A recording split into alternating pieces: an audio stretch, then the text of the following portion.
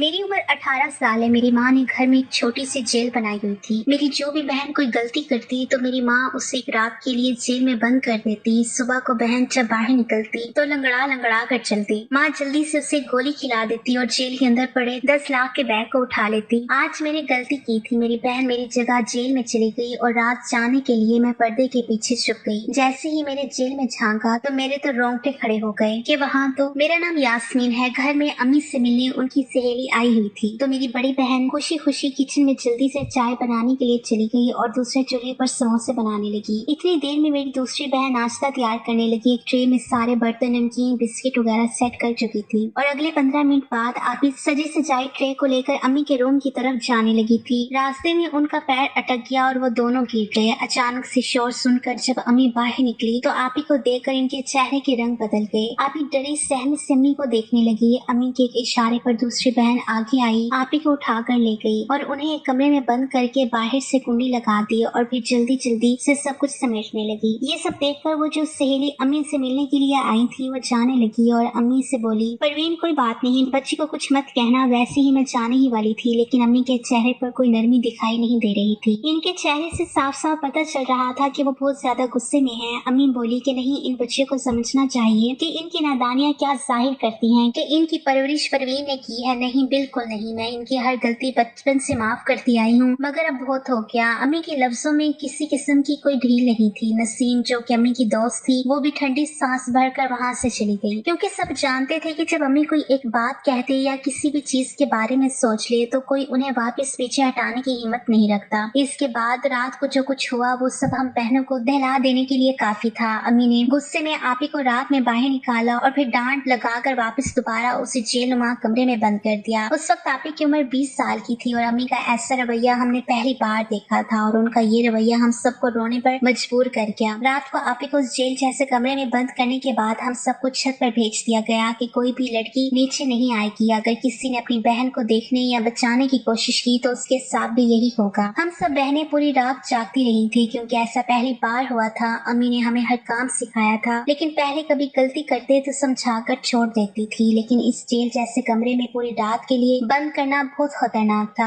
हम 4 बहनें थी और मैं सबसे छोटी थी। 2 बहनें जुड़वां थी और मेरी उम्र अभी 13 साल थी। रात को रोते रोते पता नहीं हमारी आंख कब लग गई। मैं जब सुबह उठी तो बाकी सारी बहनें अभी सो रही थी। मैं जानती थी कि अगर अम्मी ने हमें इतनी देर तक सोते हुए देख लिया तो फिर डांट पड़ेगी, इसलिए सबको जल्दी से उठाया और कहा कि अम्मी आ रही है। जिस पर सब बहनों ने फुर्ती दिखाते हुए अपने अपने काम करना शुरू कर दिए। कोई सफाई करने लगी तो कोई नाश्ता बनाने लगी और कोई बर्तन धोने में लग गई। क्योंकि मैं सबसे छोटी थी इसलिए मेरे जिम्मे कोई काम नहीं था। मैं सिर्फ छोटे मोटे काम काज कर दिया करती थी या कोई चीज किसी को चाहिए होती तो वो उठाकर उसे दे दिया करती थी। सुबह के 10 बजे अम्मी अपने कमरे से बाहर निकली और उस कमरे में चली गई जहाँ पर आपी को बंद किया गया था। कुछ देर बाद आपी कमरे में से लंगड़ा कर चलती हुई बाहर निकली। इनके पीछे अम्मी भी बाहर आ गई। इनके हाथ में एक छोटा सा बैग था। आपी के कमरे से बाहर निकलते ही अम्मी ने उस कमरे को बंद करके ताला लगा दिया और आपी को एक गोली निकाल कर पानी के साथ दे दी, जिससे अम्मी के इशारे से उन्होंने खा ली। अम्मी ने सभी बहनों से कहा कि कोई भी शोर ना करे, तुम्हारी बहन सोने जा रही है। साथ में वो आपी को सहारा देकर अपने कमरे में ले गई, जहाँ पर वो आपी के सोते ही बाहर आ गई और हम सबके काम गौर से देखने लगी। हम सब लोग अभी तक परेशान थे। कोई नहीं जानता था कि अम्मी ने ऐसा क्यों किया है। चलो, इस जेल जैसे कमरे में बंद करने वाली बात तो समझ में आती है, लेकिन जब वो कमरे से बाहर निकली वो बुरी तरह से लंगड़ा रही थी। क्या वहाँ पर कोई था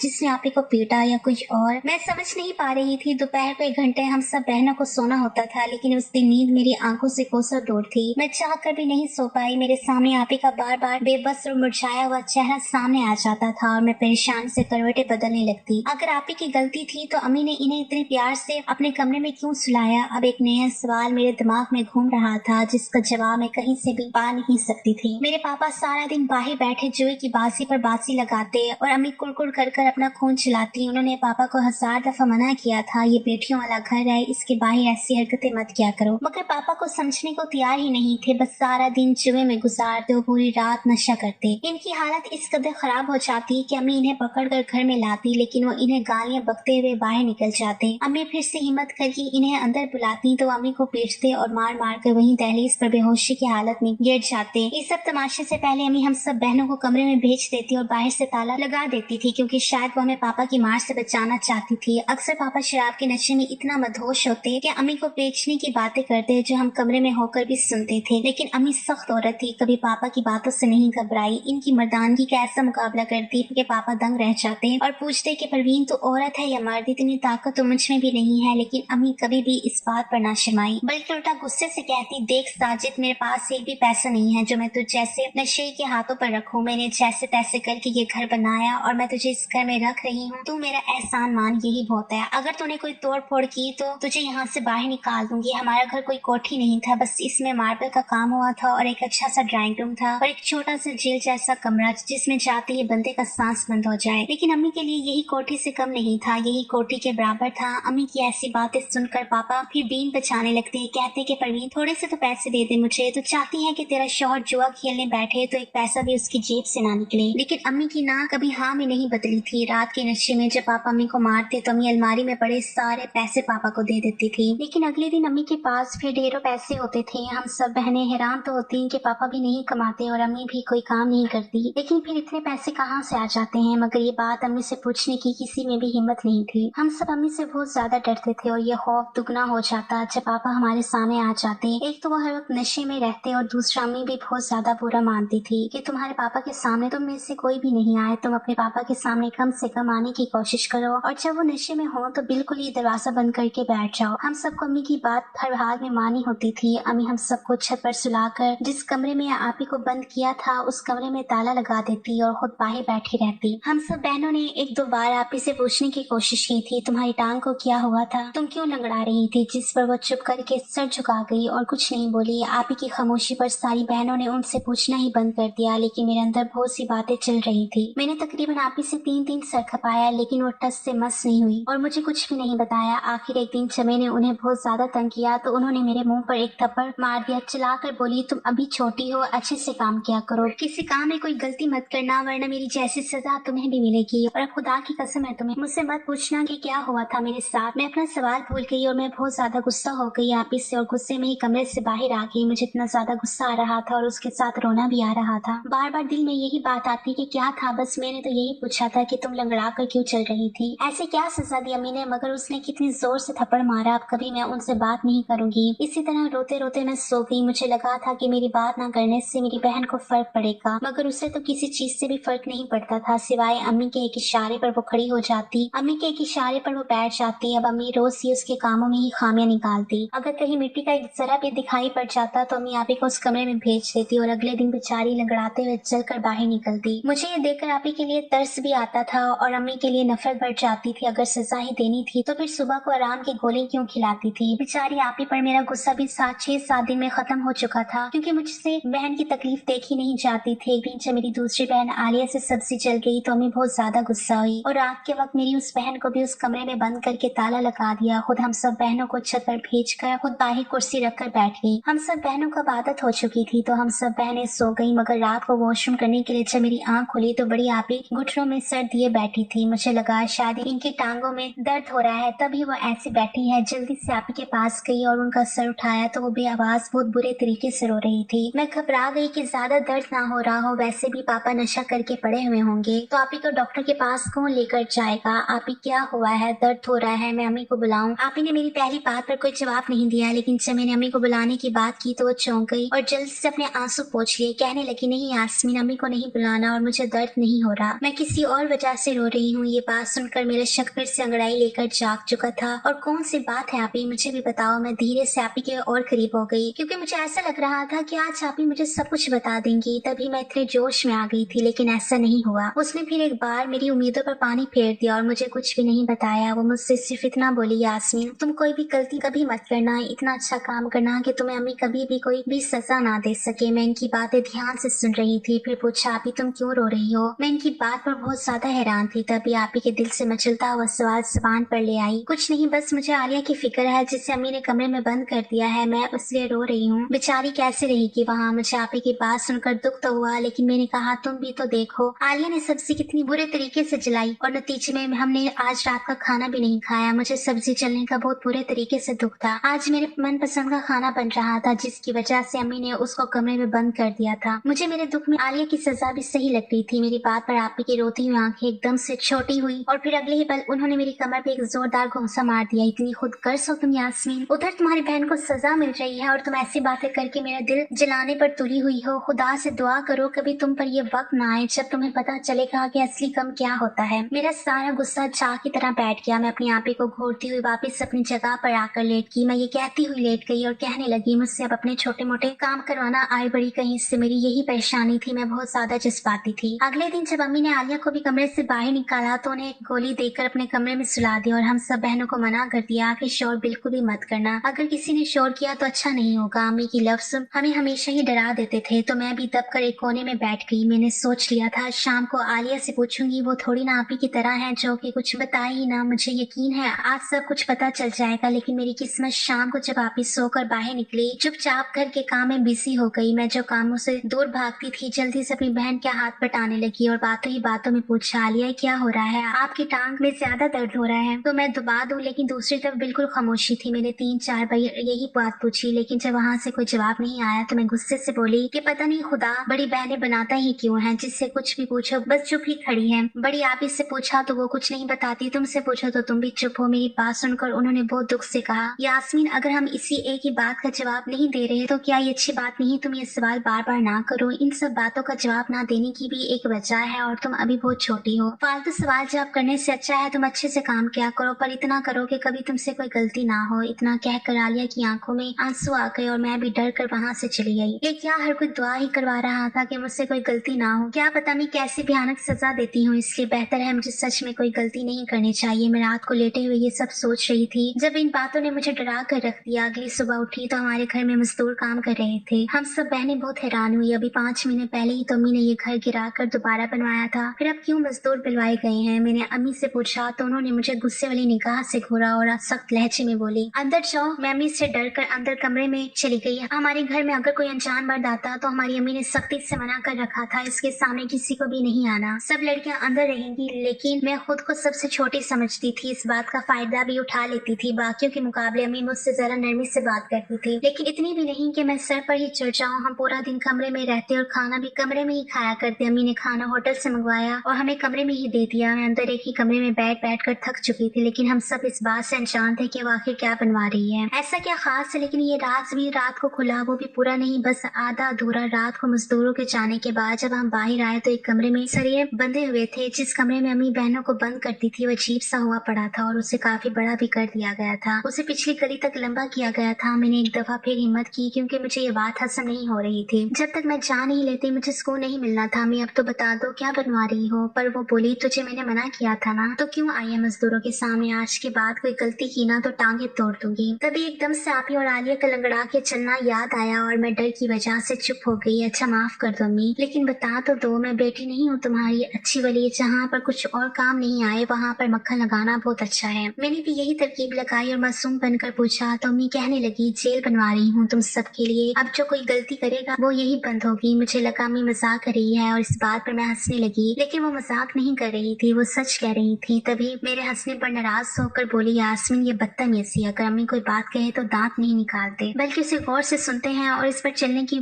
कोशिश करते हैं। अगर आज के बाद तुमने कभी ऐसा रवैया अपनाया तो मुझसे बुरा कोई नहीं होगा और सबसे पहले मैं तुम्हें ही इस जेल के अंदर बंद करूंगी। अम्मी की इस बात ने एकदम से मेरी हंसी को ब्रेक लगवा दी और मैं डरी हुई नजरों से उन्हें देखते हुए बोली, अम्मी क्या तुम सच कह रही हो? लेकिन इस बार वो नहीं बोली और मुझ पर एक गुस्से की निगाह डालते हुए अपने कमरे में चली गई। पीछे से आपी ने मेरा हाथ पकड़ा और अपने कमरे में ले गई। यास्मीन पागल क्यों बनी बैठी हो? कितनी बार तुम्हें मना किया है, फजूल सवाल मत किया करो। अगर अम्मी को गुस्सा आ गया तो बहुत बुरा होगा तुम्हारे साथ, तुम समझती क्यों नहीं हो? तुम इन सवालों का पीछा क्यों नहीं छोड़ती हो? 1000 बार मैं तुम्हें मना कर चुकी हूँ लेकिन तुम होगी अपनी बात पर अड़ी हुई हो। रुक जाओ, मत करो पीछा इन बातों का, एक दिन खुद पता चल जाएगा, फिर तुम रोती फिरोगी। आप ही बहुत ज्यादा रो रही थी और मुझे खुद पर गुस्सा आया, मैं क्यों इन बातों के पीछे भाग रही हूँ जबकि ये बातें अच्छी भी नहीं है। ये जानते हुए भी कि दोनों बहनों के क्या हाल हुए है, मैं बस अपने शक के पीछे बार बार आली और आपी से पूछकर उन्हें तकलीफ दे रही हूँ। उस रात मैंने आपी से वादा किया कि आज के बाद मैं इस बारे में किसी से नहीं पूछूंगी और हर काम बहुत अच्छा करूंगी। अम्मी को कभी शिकायत का मौका नहीं दूंगी, बस इस बार मुझे माफ कर दो, मैंने तुम दोनों का दिल दुखाया है।